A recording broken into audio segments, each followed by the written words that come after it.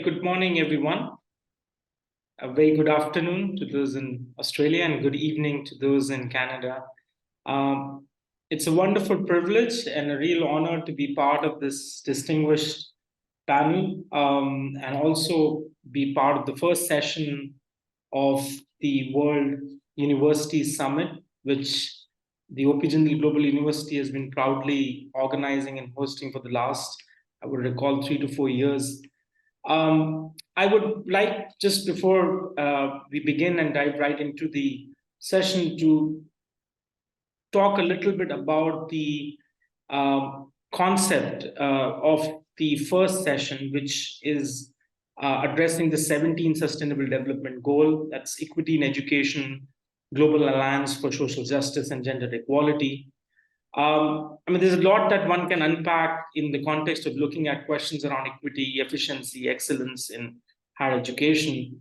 What we want to do is, in the scope of the next 1 hour, get a sense of having our distinguished panelists reflect on what are the various institutional measures that are being undertaken in order to address concerns around equity in education, especially for the means of social justice and gender equality. But beyond sort of trying to achieve these lofty goals, what is their experience and perspective on what their reflections are on these terms?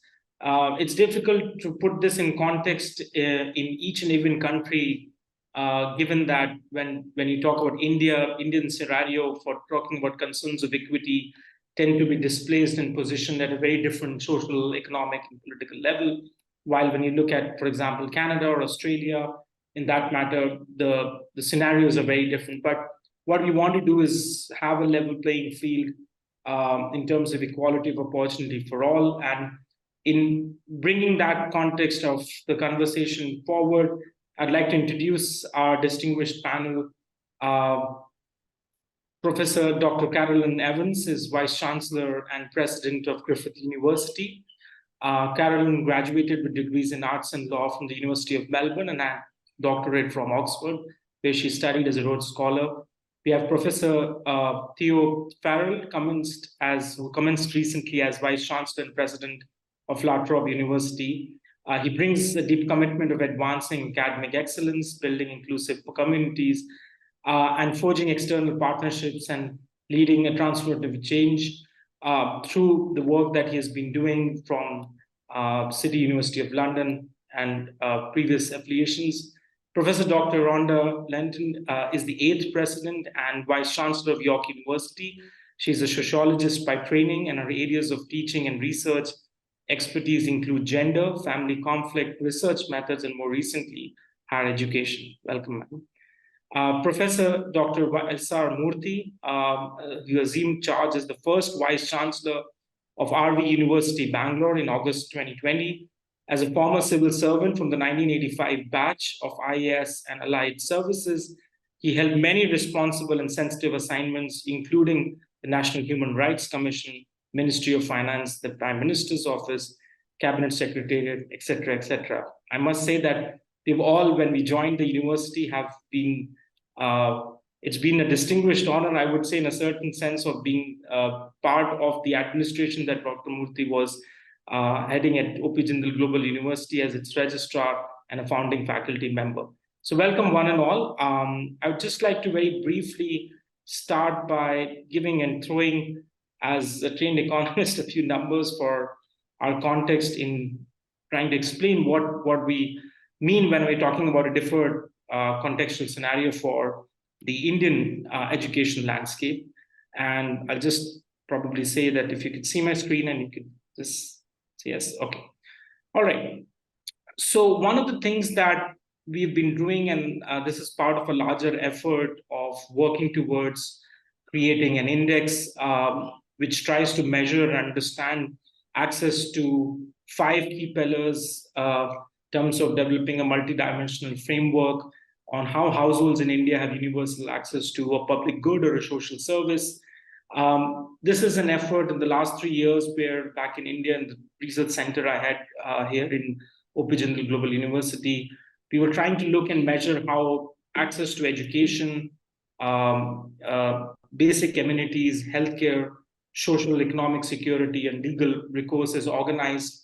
But when we talk about access, we let that come under the larger framework of measuring for availability, affordability, approachability, and appropriateness, which looks a lot at even qualitative considerations for the Indian context. Now, when you look at the education pillar, which had roughly around 12 to 14 indicators, you see that in the distribution of students for being sort of compartmentalized between what we consider as public university students and private university students, except a few states and union territories in India, most states are largely dependent now at this point of time on private university infrastructure and private university facilities for educating students in the higher education sector. That's not just limited to higher education, it's also the case for elementary and secondary schooling.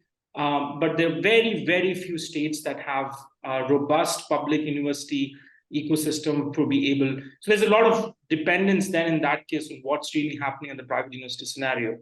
There are very few states that rank in our index rankings in a higher state of achievers of what these states are doing in terms of educational learning outcomes, and barring states in the Northeast and down south, and very few states in the north, you would realize that much of the education landscape across India has currently a lot of issues around participation in terms of males and females across different education levels. The second is you would find recent unemployment numbers released in the Indian National Employment Survey. We call it the PLFS. The highest amount of unemployment right now in India is also amongst the educated males and educated females in urban areas. The enrollment rates have, over a period of time, risen in the private and public elementary and secondary schooling.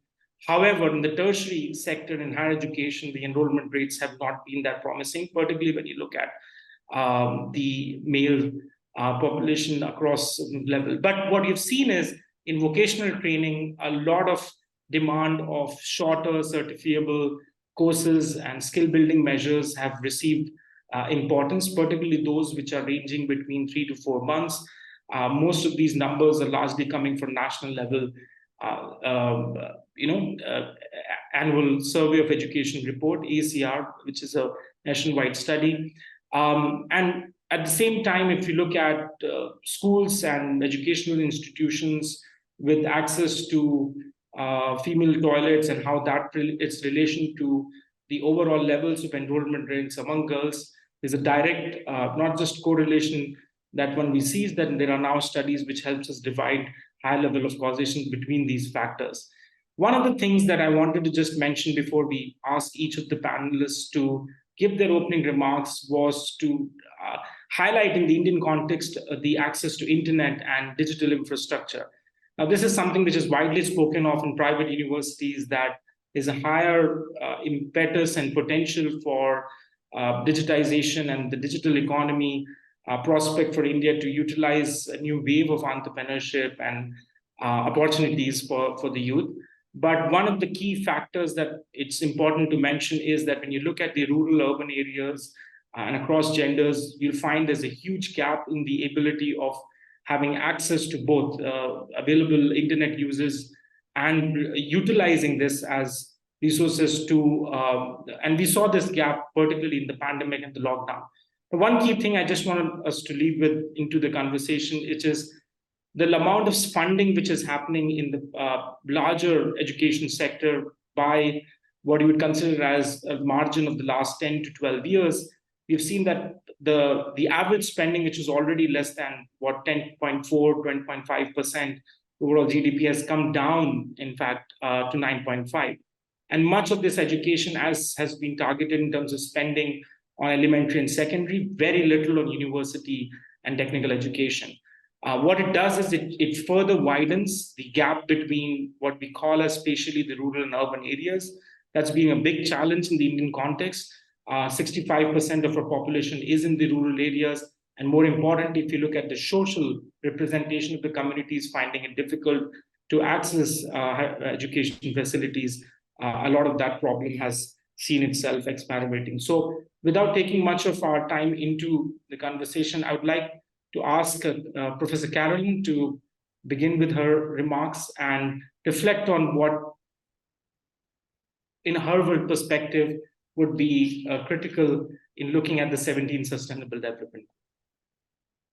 Well, thank you very much, Professor MOHAN. That was a very insightful introduction.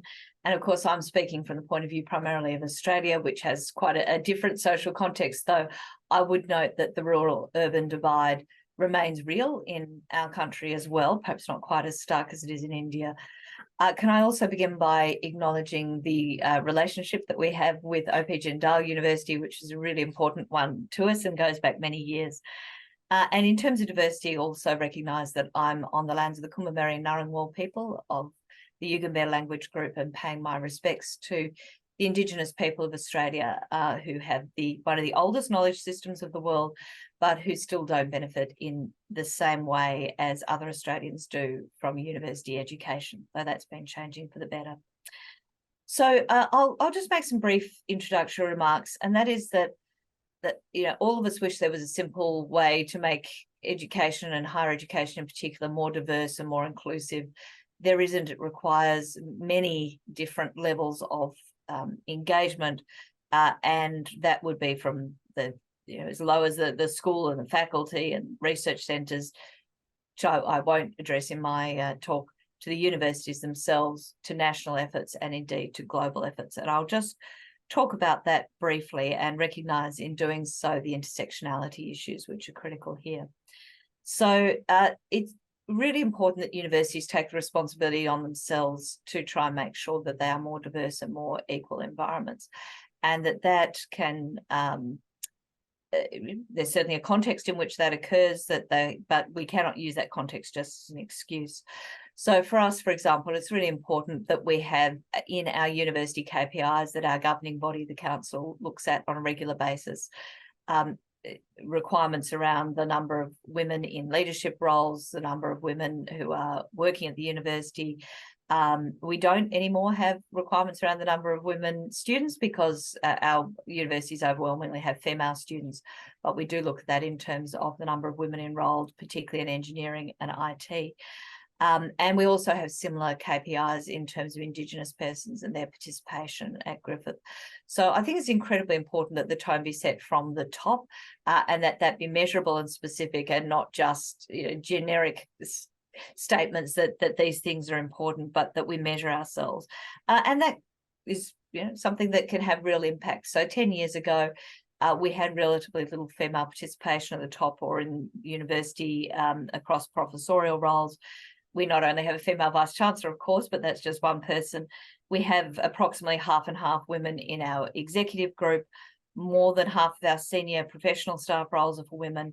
And we've had targets to increase the percentage of women in the associate professor and professor roles, which are the two highest ranks in Australia. There are 3 ranks below that, to 50-50. At the moment, it's only about 45%, so work in progress. But again, we've got a real focus on areas of underrepresentation, particularly in science and engineering. So, some of those local efforts are incredibly important, but they also take place in national context. And nationally in Australia, we had the Workplace Gender Equality Agency, WGEA, it's known to people, and that's been collecting data for a long time now on women in workplaces, their pay, their maternity leave provisions, all these sorts of things.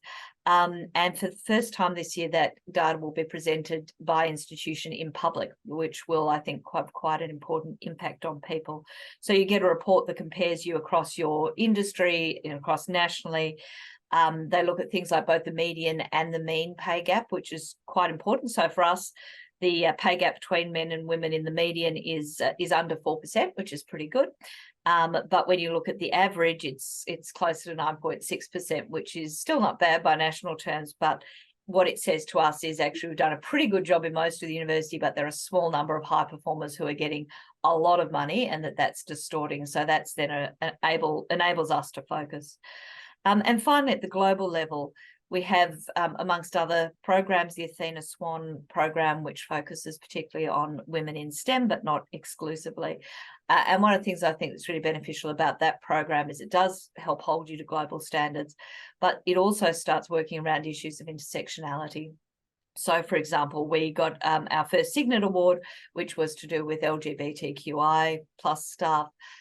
We're also working on Indigenous women who are Indigenous, women with disabilities. So it allows you to recognise that not all women are in the same position. So as I say, a need to work on these things at every level in the organisation to make sure that you've got specific and measurable outcomes, and then to try and hold yourself to account to both national and global positions. So I'll stop there, but I look forward to the discussion with other colleagues. Okay, thank you. Thank you, Professor Carolyn. Theo, do you want to go ahead, please? And then Professor RHONDA. Thank you, Deepanshu. And hello to my fellow panelists and those watching online. So I'm really delighted to be talking to you today about a topic that's really close to the hearts of the La Trobe University community, which is supporting and promoting social justice and gender equality.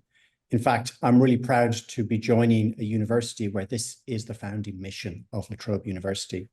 And before I reflect on this, and very much in the context of what we're doing at La Trobe, I just want to note the really proud history we have of working with partners in India for over 25 years across a whole series of research and education partnerships.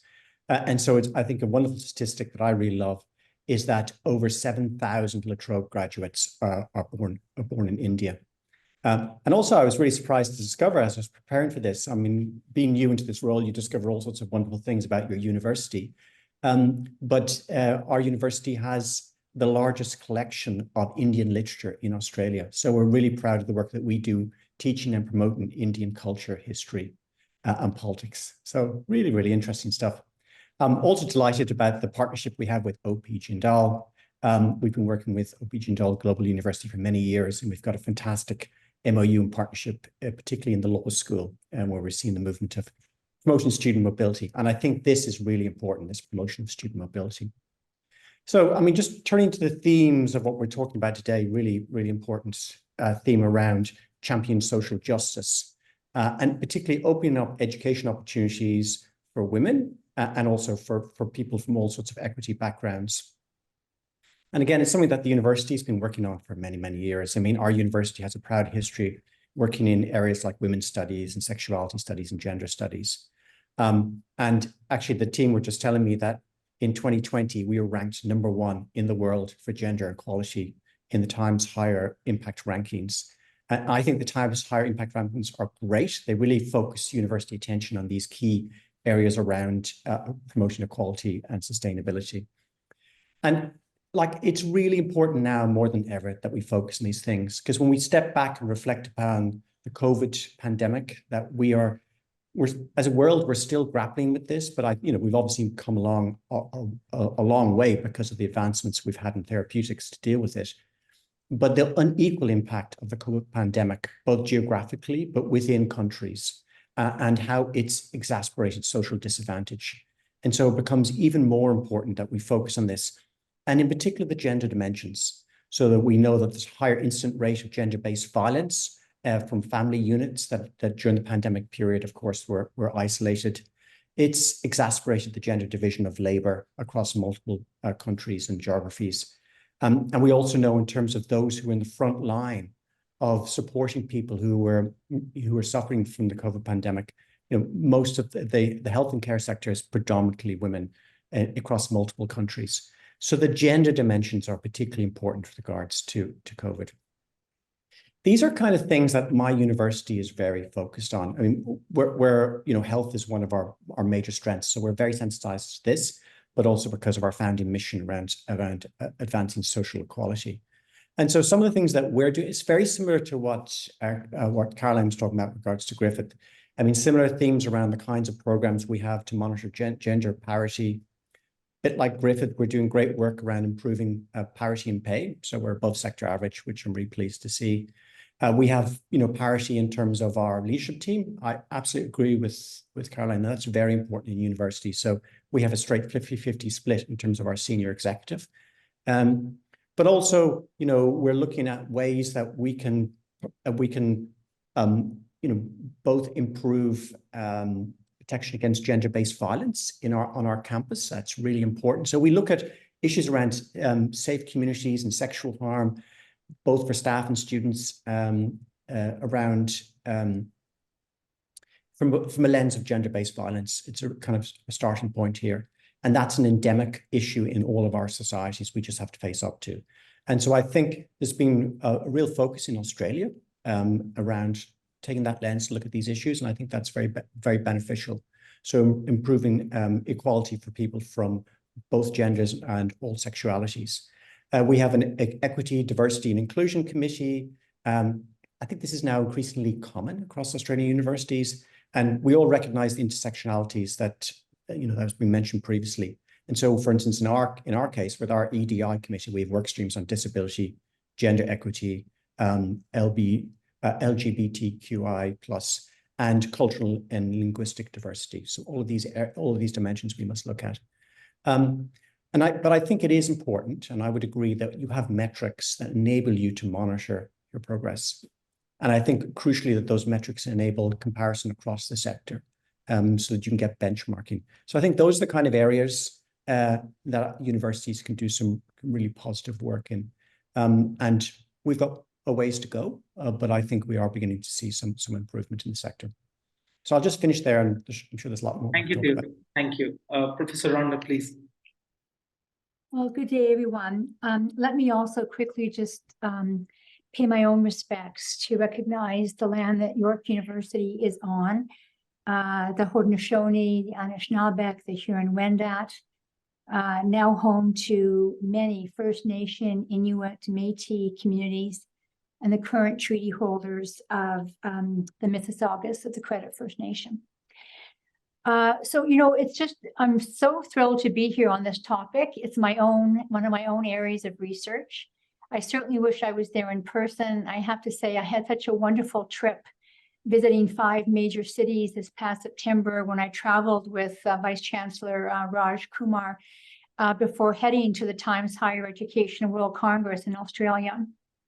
It's really an honor to be with these other panelists as well, whom we have some relationships already with. And I'm really excited to be joining the International Board of Advisors for the Jindal India Institute. I want to congratulate Jindal Global University for being selected as the lead host for the Asia Pacific Association for International Education in 2025.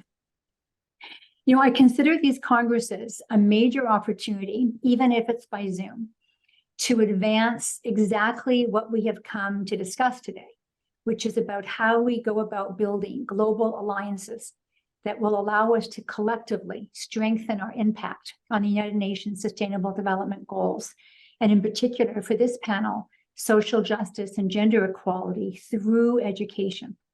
And I really don't want us to lose sight of the 3 big themes that are interwoven in today's panel.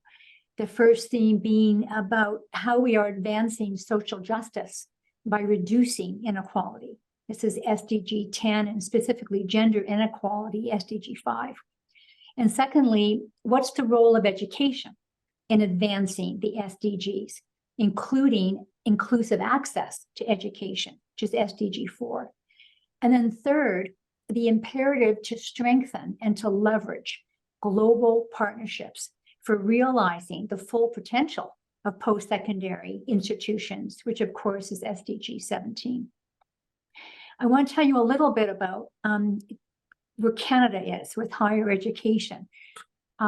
We survey our population, as I'm sure all of you do, quite frequently to ask them about their attitudes about higher education and what's important for the well-being of the country and for our competitiveness. And Canadians overwhelmingly believe that higher education is important for the country. They also have a very strong belief in the value of investing in making strong universities. They identify research breakthroughs, solving global problems, producing talent, ideas for the future, even enhancing a curious, driven society are all listed among the important things that universities can and should do. They also tend to think that there's room for improvement. It's interesting that only 1/4 say, this was 2020 21 data, that only 1/4 said that universities perform very well in promoting equality and inclusion. By far the majority, 57%, said pretty well, but some room to improve, and 19% said not very well. Nevertheless, even though there's this view that there's room for improvement, they also think that universities are sufficiently excellent already. 90% say that universities are excellent or close to being excellent, especially compared to other parts of the world. 80% say that our post-secondary education is better than elsewhere in the world. But because of that view, they think that other priorities are more urgent. And so when it comes to putting pressure or coming to thinking about what influences politicians, they talk about the economy, climate change, health. These factors far outweigh worry about universities. This, for us, really reinforces the importance of making the connection between the role of universities and all those other public priorities that they are actually talking about. And all of this is further complicated, frankly, and I'm sure as vice chancellors, we all face this constantly, by simply the conflation of all the seismic waves that are now affecting universities. Whether or not we talk about the geopolitical tensions, world conflict, the global competition for students and talent, AI and automation, all the post-pandemic changes affecting pedagogy, the organization of work, the upheaval in the labor market, shifting program needs, government policies affecting funding, like policies on international students, inflation. These are all coming together, accelerating the pace of change that we all have to manage. And I really think most of us have concluded that the only way that we will realize our potential for addressing issues like gender inequality is through collaboration. York is the 3rd largest university in Canada. We've got more than 55,000 students from over 170 countries, including 10,000 international students and a network of about 370,000 alumni that are living and working around the world. And our vision is to provide a broad demographic of students with access to a quality education at a research-intensive university committed to driving positive change. We have a long history. In fact, York was probably a founding university around gender equality. Our 4 pillars are all about access, excellence, connectedness, and impact. I won't bore you with some statistics, aside from perhaps saying that the proportion of senior female academics at York, we are ranked 2nd in Canada at 46%. So more recently, though, as was already discussed by Vice Chancellor Evans, we've really felt the need and the urgency to expand beyond thinking only of gender equality to having a more comprehensive decolonization, equity, diversity, and inclusion strategy that looks specifically at the intersectionalities. And in that plan, we have committed to very specific initiatives, benchmarks, metrics, targets, and every single plan in the university, which we refer to as integrated resource plans, they all are required to incorporate that DEDI into their own plans.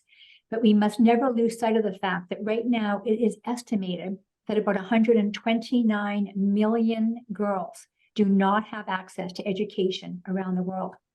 And I want to emphasize, speaking as a sociologist, that the barriers that women and girls face include poverty, familial responsibilities, disability, war, conflict. In fact, in countries that are impacted by geopolitical conflict, girls and women are 2 times as likely to be excluded from educational opportunities than elsewhere.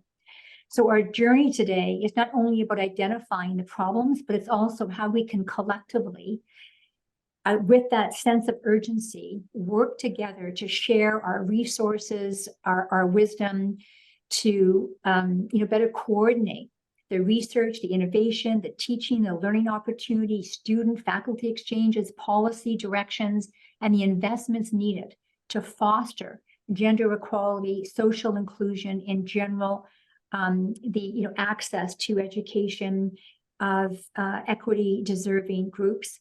I always like to say around gender equality that we will not have gender equality unless we also think about childcare policy, flexible work hours, and so forth. So I'll stop there and I look forward to our collective discussion. Thank you. Thank you, Professor RHONDA. Professor Murthy, please go ahead. Thank you, Professor DEEPANSHU. Greetings to all distinguished fellow panelists and other participants. I wish to congratulate Professor Rajkumar, Vice Chancellor, OP Jindal Global University, and also IIHED for organizing this mega summit. From the main theme of the conference, I see three major issues: higher education, social justice, and sustainable development. And they are closely intertwined. I wish to offer my observations on these three issues. Talking of sustainable development, we need to recognize the interdependency of life. According to Greenpeace, 12 million tons of plastic is dumped into sea annually. If current production and waste management trends continue, by 2050, there will be 12 billion tons of plastic in natural environments. The question is, why are we choking our rivers, oceans, earth, and soil with plastic? Mountains, birds, rivers, lakes, oceans, animals, and plants have voices. We all need to hear these voices carefully. If we don't pay heed to them, we'll have catastrophes, and we have already started experiencing the consequences. The former United Nations Special Rapporteur on Extreme Poverty and Human Rights, Mr. Philip Alston, has warned that climate change will undo the gains of last 50 years of development, global health, and poverty reduction. Experts say that we should no longer talk about climate change, but climate in crisis. We are going to run out of air, water, and life support systems. NASA predicts that large portions of Earth will be uninhabitable in 50 years' time. The Intergovernmental Panel on Climate Change has warned that we are close to reaching irreversible tipping points. In our attempt to create well-being and economic growth, we have depleted ecological bank, and we do not have the luxury of time on our side. Today, a village in India, which was self-sustainable once upon a time, buys 80% of its needs from outside. The important lesson is that our life is not in sync with our planet. Talking of the connection between higher education and sustainable development, education is not just for preparing a student for career, but it is education for life, and it is education for sustainable living. As educators, we have a responsibility to inculcate right values and mold attitudes. We need to inculcate sustainability and impress upon the next generation, or Generation Alpha, the importance of preserving the health of planet with utmost care. We need to build sustainable and resilient communities. Right to education is a precious human right. It's a universally recognized one. The Universal Declaration of Human Rights, the International Covenant on Economic, Social, Cultural Rights, and several other human rights conventions assert it and also uphold it. Yet, when we review equity in education, there are significant challenges, be it in the allocation of resources, availability of opportunities, etc. The imperative is to interrogate whether our policies and practices are aimed to achieve an equal outcome for all individuals and groups. If one takes up the Indian situation, some progress has been achieved in the past 75 years since independence with regard to access, equity, and quality. But still, there are areas of deep concern. There exist social inequalities and economic inequalities, which also influence the education sector. The Indian education system has emerged as the second largest in the world, but it has significant learning gaps or educational attainment gaps between students from different classes and social profiles.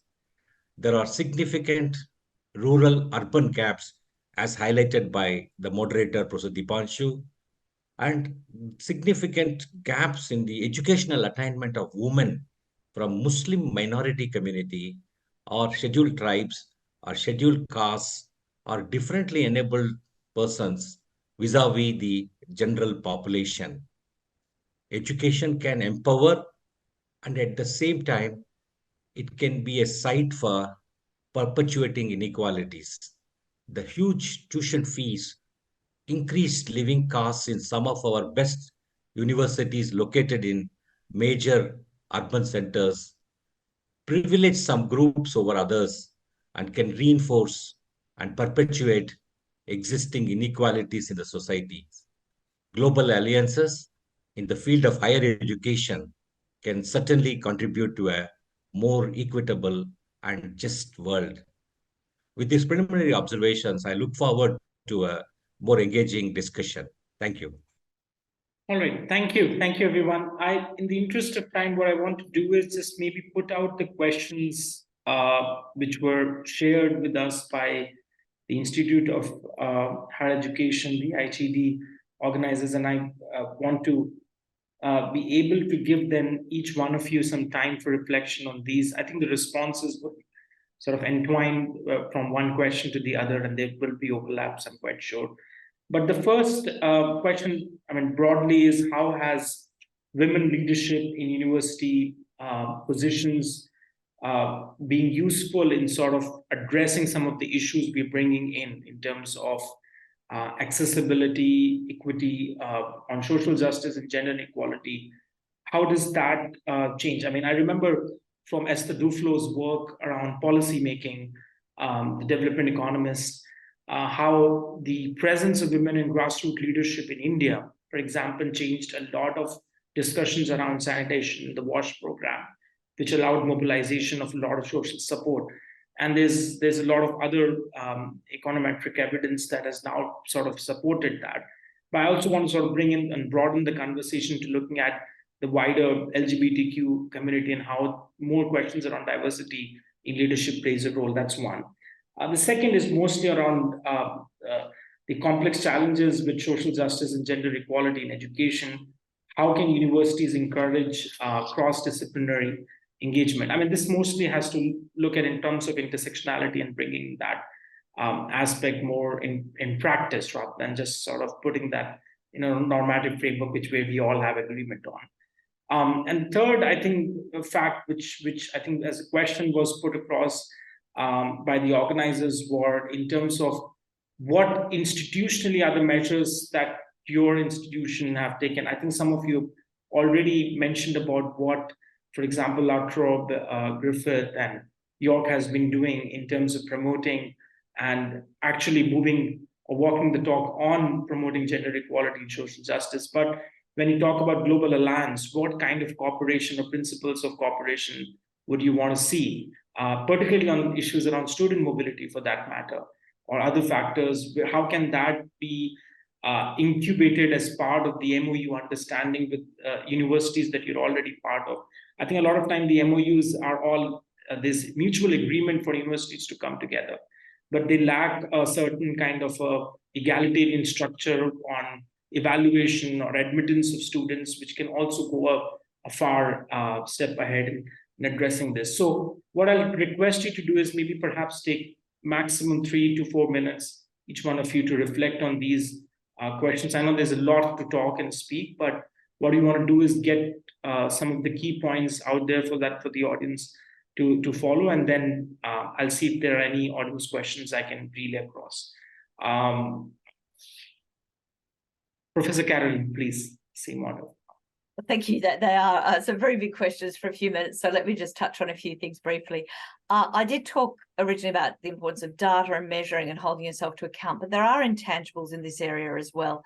And I do think having women and a more diverse leadership of our universities is an inherent good and has the potential to be good in a further way. So I'm the first woman vice chancellor of my university. Prior to that, I was the first female dean of our oldest law school in the country.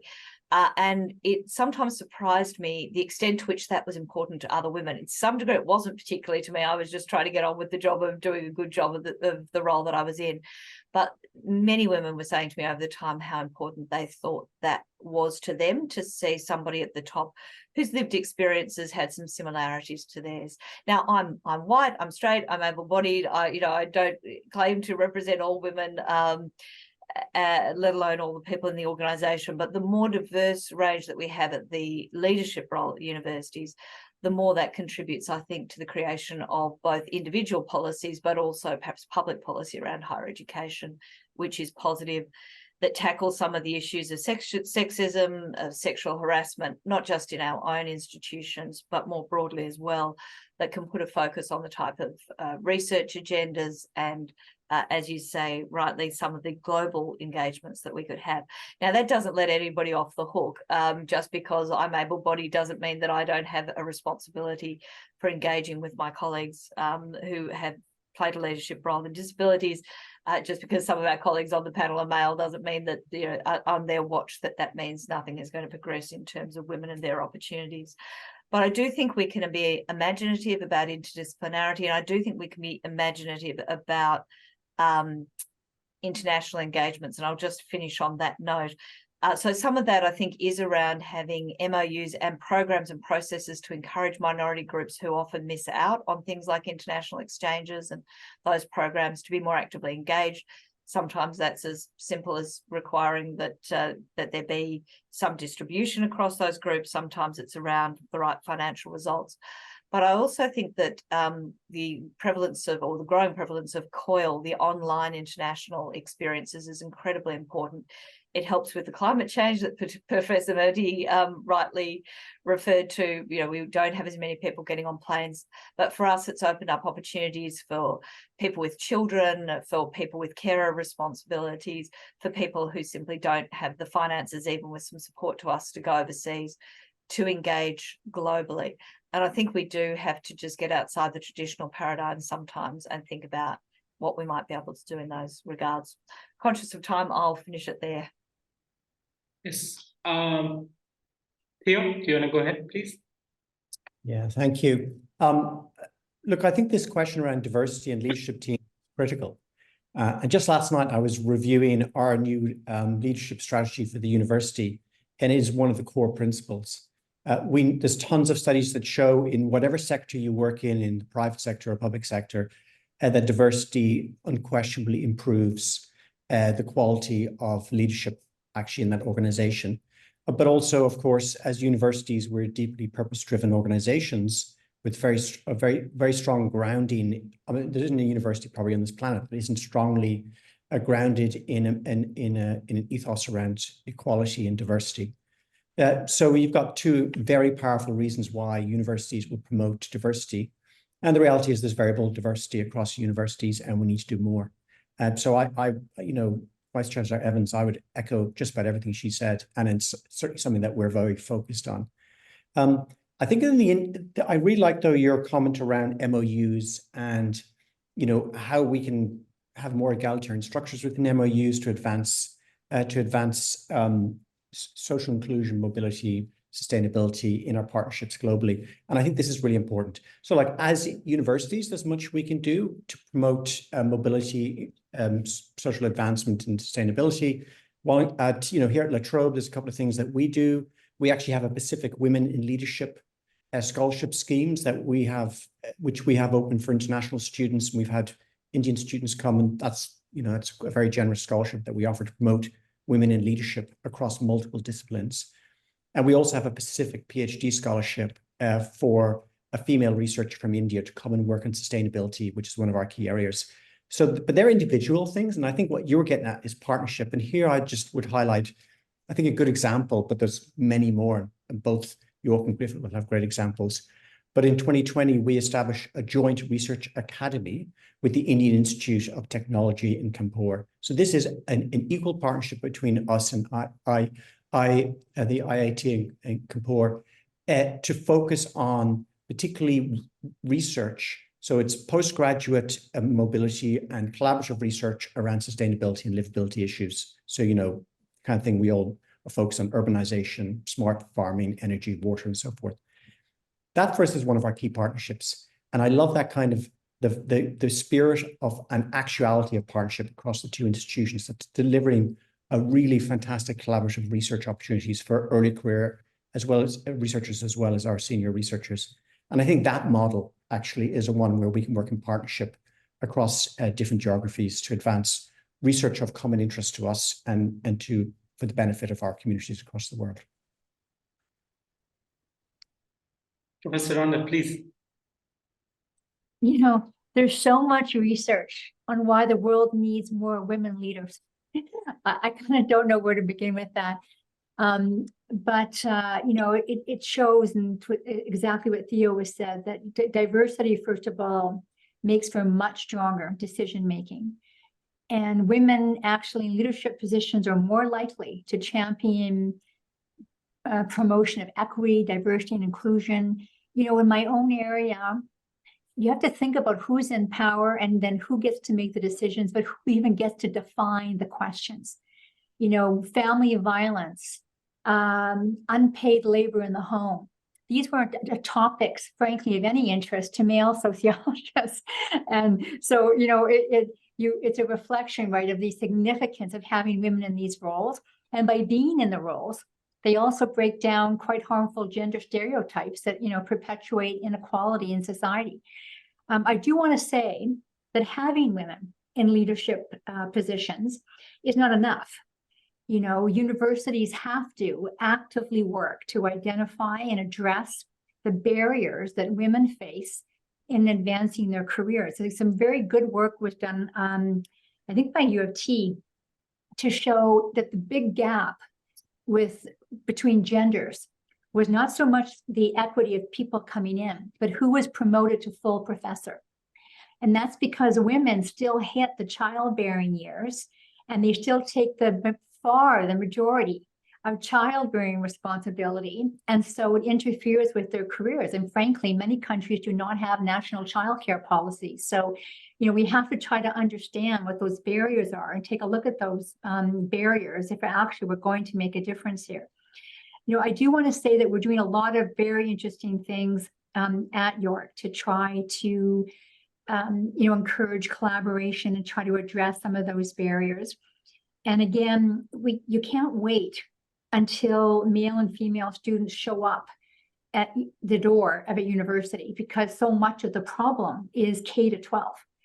And so we have really focused on identifying program areas where there is a lack of gender equity. Engineering is a very, you know, classic example.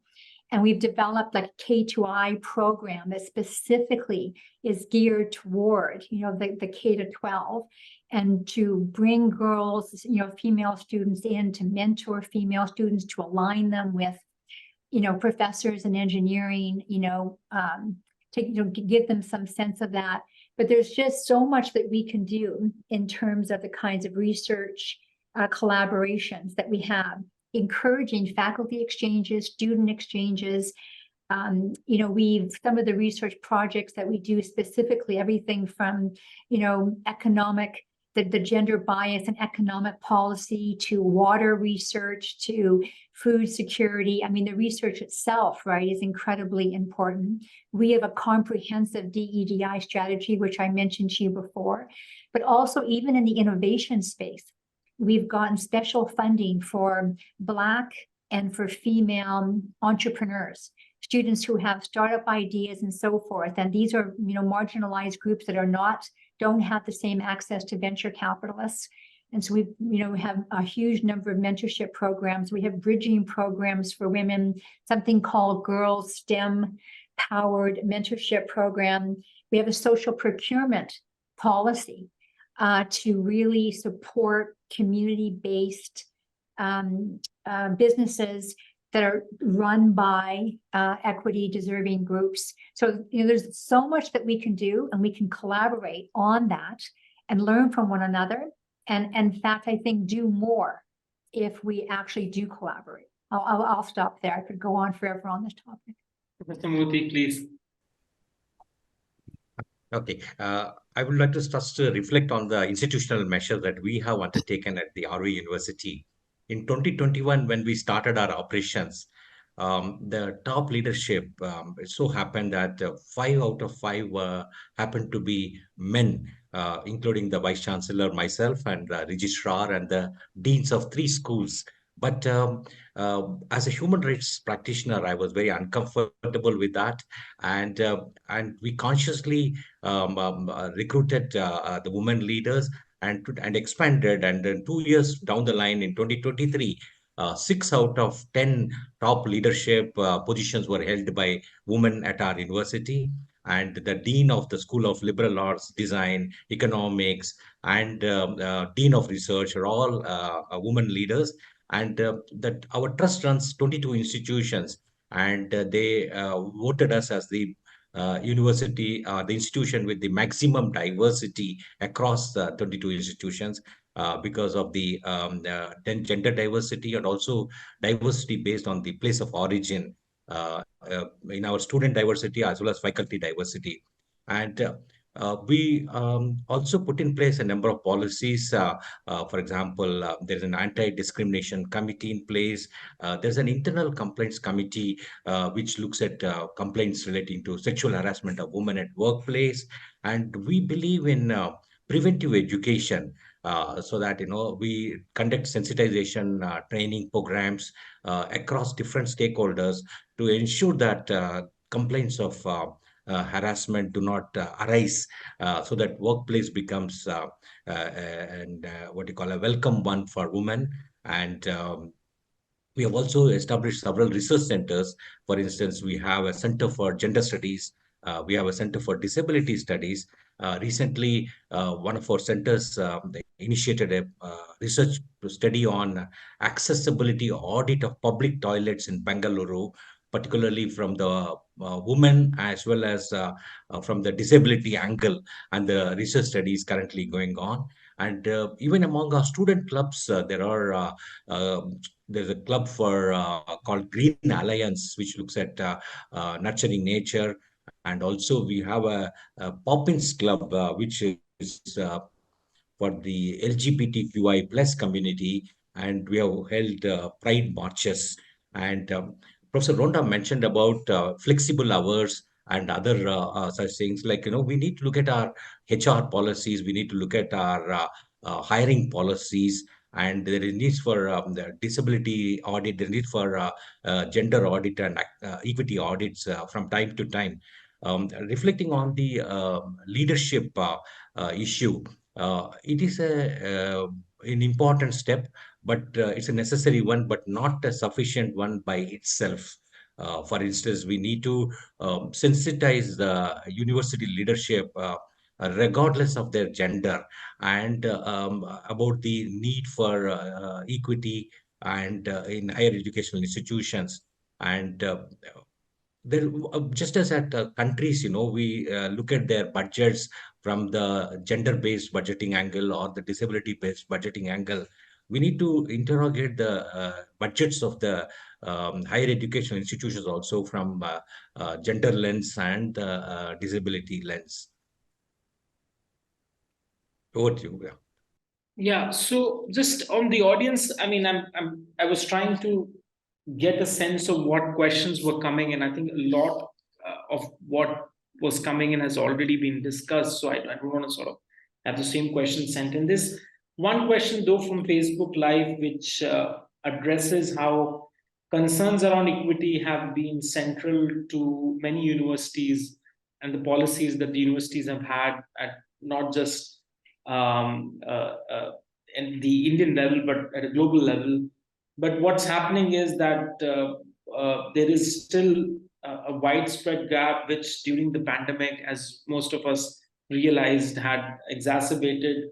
Girl-child education, for example, in India suffered immensely because a lot of the girls in rural areas were not able to get access to education. They moved into doing exceptional. And so the research we do back at the center focuses a lot on intra-household dynamics, bargaining power that women have in decision-making, particularly in issues of education, child bearing preference and fertility preference and other things through time endowment surveys. So the question is actually addressing that point, that how dropout rates have increased, and this is true also of what we're seeing in the Indian scenario, but many developing countries like South Africa and others are also seeing this. What is the suggestion that you would have in being able to particularly use the network of alliances that you're trying to create, particularly with countries where these situations are more dire? One point which is raised here, it's a long question, but trying to paraphrase it, which is on mental health cases and suicides out of depression, how that's increasing. And there's also a social representative mapping of that can be done on how marginalized groups are affected worse in these scenarios. So if they have any reflections on that, and we have to close in the next 3 minutes. So if you can just take a minute exactly to be able to reflect on this. I mean, there's no particular order. Anybody can go ahead. I would keep that open. Maybe Theo, if you want to start, and then Professor RHONDA, and then I'll give the last word then to Professor Evans. Okay, so very quickly, but these are really important themes that come out of COVID. And when we reflect on how universities responded, one of the things that we discovered quite quickly was variable access to critical digital technologies. And I was really struck by the data you presented, which was really interesting. And of course, access to necessary facilities, such as female toilets. So in your cultural context, there's an even more chronic challenge around access to necessary facilities to enable females to have access to education. But also you had data around internet and computers, and those indeed were challenges in Australia, and we had to go online very quickly. And so many universities, I'm sure all the universities here, had to actually provide infrastructure to our students to go online. I think the other issue now that we're dealing with, because we've got over that in terms of putting in place the necessary access, is the mental health challenge. And what we are seeing across all the universities, I think in Australia, is the increased need for students to receive support. And I'm certainly, for the universities I've been involved in, we have invested very significantly in improving support for students, particularly around mental health support. But to be honest, in our societies, among our young people, the demand is very, very large. And I think in most states, we are struggling to provide the level of access to support that's required in our society. So more work needs to be done in that space. But certainly universities are very, very alive to that. Professor RHONDA, please. Anything? Yeah, I think Theo did a really great job of answering the question. It is going to be a combination of access to technology. We bought huge numbers of laptops and so forth during the pandemic, but thinking about how we can use technology, and we're just on the cusp of a huge amount of transformation there. But also, frankly, community-based distributed learning model of having little hubs, because it will not all be solved by technology. You're going to need to combine that technology with that kind of distributed model. In Canada, we've got a new proposal for a school of medicine, and the rural areas in Canada have real serious access to doctors. And so we have embedded that kind of community-based distributed learning model, working with community healthcare clinics. That's the model. And that, a country, India has an enormous population still to educate. This is where collaboration with other universities, with other partners that we already have established, can be hugely helpful, while India is investing in education, which is going to take a number of years. But how can we work together? Even something like the globally networked learning courses that we developed during the pandemic, where you have students from all over accessing courses, irrespective of where they're being taught. So it's going to require partnership, technology, and a kind of a community-based distributed learning model in order to be able to start to break down this rural-urban difference. Professor Evans, please, any final thoughts to add or? Yes, I know we're almost out of time, so let me just say one thing very quickly in addition to the great points made by my colleagues. I think we do need to think about the types of relationships that we have internationally. It's a little bit an extension of the point that Rhonda made earlier, which is if Western countries have tended to set the agenda, have tended to have the resources and therefore ask the questions, and I think we need much more equal relationships in setting that sort of agenda, which allow the countries like your own that are experiencing these things and have a lot of the expertise and a lot of the understanding, the detail, the nuance to lead the agenda with our support, rather than assuming that we could come in from the outside and have solutions to these problems. Absolutely. Professor Murthy, anything that you want to say? Mental health is a serious challenge, and we at our RV University Bangalore have instituted online mechanisms, anonymous ones, and also counselors on the ground. And we also conduct a lot of sensitization programs for different state holders. We have also enabled some peer support groups within the student community, but there's a lot more that needs to be done in this area.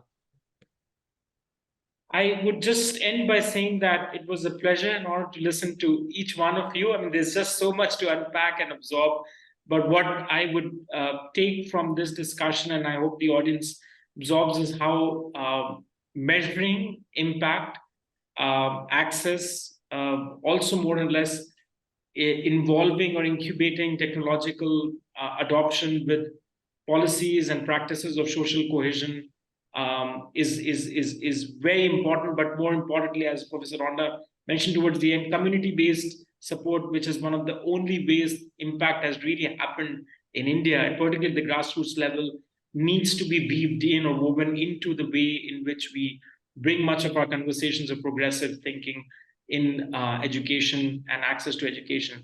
I'll leave it at that, and thank you again for meeting and connecting all of you in the morning. Thank you. Thank you. Thank you. Thank you. Take care, everyone. Thank you.